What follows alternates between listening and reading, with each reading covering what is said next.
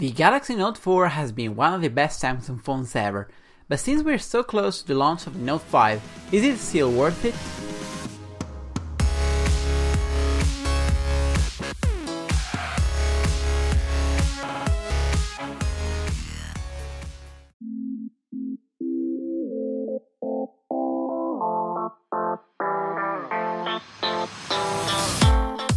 So to decide whether this is still worth buying, I'm going to check its absolute value and its capabilities compared to the present state of art in the smartphone world. Let's begin with a quick recap of the specs. The Note 4 sports a 5.7 inches Super AMOLED Quad HD display at an insane 515 pixels per inch resolution. All of those pixels are pushed by its Snapdragon 805 and its 3 GB of RAM.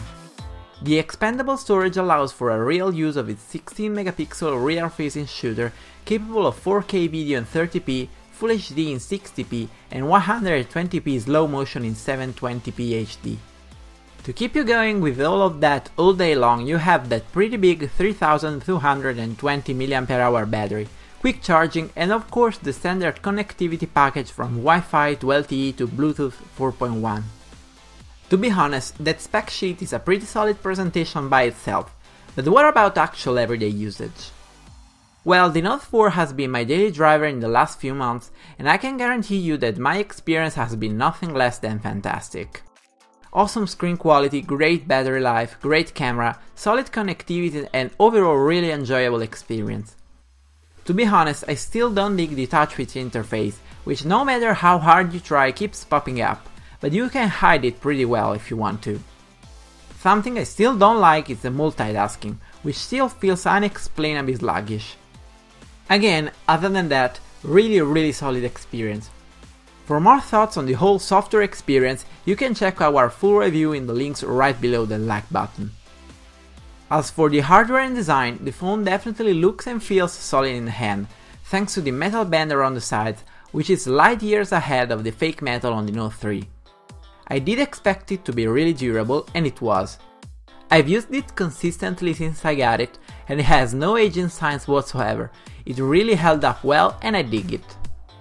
The removable back cover has also turned out to be useful for some quick battery switches, but you could also easily buy a third-party back cover and change its look whenever you want. Finally, the glass on front also held up perfectly. Zero scratches, still perfect as day one, so yeah, totally a durable phone and I would recommend it even to the less careful users out there, maybe accompanied by a solid case. So when it comes to the phone itself, I still hold the same opinion I had when I first reviewed it. Ridiculously good hardware, somewhat limited by a not so great software. However, all of that considered, it does not imply that you can't find something better. So what about the competition? Right now there are quite a few phones that can compete in the same range as the Note 4. The first that come to mind are the iPhone 6 Plus, the LG G4, the Samsung Galaxy S6 and the newly announced OnePlus 2 and Moto X style. And if you compare it side by side with each one of these, you'll have a bad time in proclaiming a winner. Some will have a slightly better camera, some will have a smaller footprint or maybe a marginally faster processor, but that's it, marginal improvements. At the present state of art, you won't find a phone that you take a look at and you say, wow, that is much better than the Note 4. And I think that will still hold true when the Note 5 comes out. So at the end of the day, is the Galaxy Note 4 still worth it? In my opinion, absolutely yes.